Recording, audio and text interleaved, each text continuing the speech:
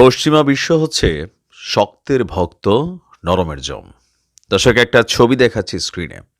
ছবিটা দেখার মধ্যে একটা ভাব চলে আসছে।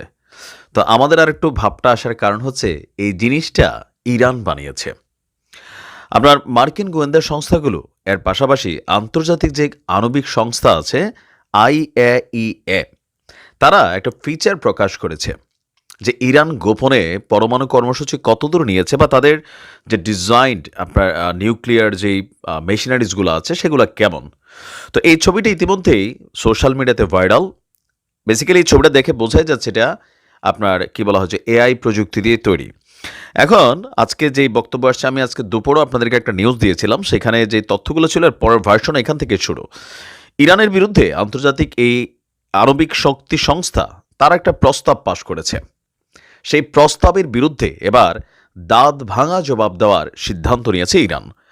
পাশ হওয়া প্রস্তাবের জবাবে ইরানের আণবিক শক্তি সংস্থা তারা বলছে আগের তুলনায় এখন ইরান উন্নত মানের আপনার সেন্ট্রিফিউজ যেটা আছে সেটা সক্রিয় করেছে। আর ইরান বলছে বিষয়টি এখন আর লুকোচুরির না, এখন বিষয়টি প্রকাশ্যে আসার বিষয়। তিনি বলছেন যে IAEA-তে প্রস্তাবটি পাশ হওয়ার পরপরই পাল্টা ব্যবস্থা নেওয়া হয়েছে। উন্নত মানের সেন্ট্রিফিউজ সক্রিয় করছে ইরান এবং আমরা উল্লেখযোগ্যভাবেই ইউরেনিয়ামকে সমৃদ্ধকরণের তৎপরতা বাড়াবো। কোনো ধরনের পশ্চিমা হুঁশিয়ারি বা নিষেধাজ্ঞাকে মানতে বাধ্য নয় ইরান।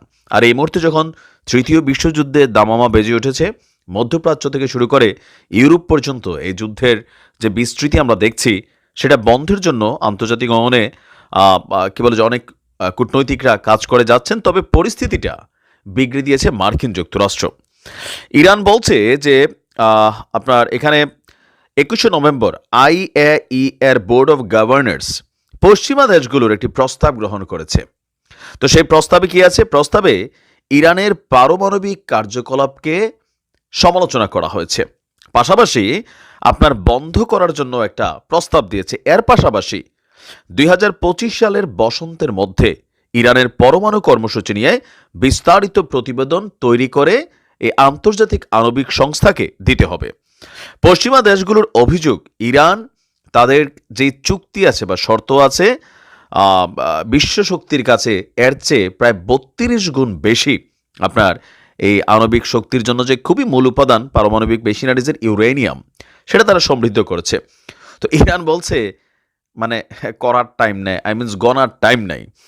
ইরান বলছে যে আপনার এই ধরনের উদ্দেশ্য প্রণোদিত, অবাস্তব এবং হিতে বিপরীত এ সকল পদক্ষেপ এটা ইরান মানতে নারাজ।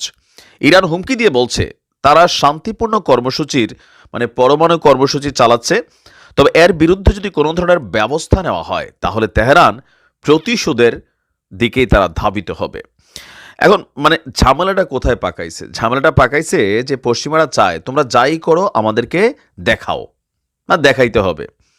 এখন ইরানের প্রশ্ন, এই যে আণবিক সংস্থা আন্তর্জাতিক, সারা পৃথিবী তো আর পারমাণবিক ইস্যু নিয়ে কাজ করে না, নির্দিষ্ট কয়েকটা দেশ করে। তো এর মধ্যে সবাই কিন্তু মার্কিন যুক্তরাষ্ট্রের ভৃত্য বা আমরা যদি ধরতে পারি চর।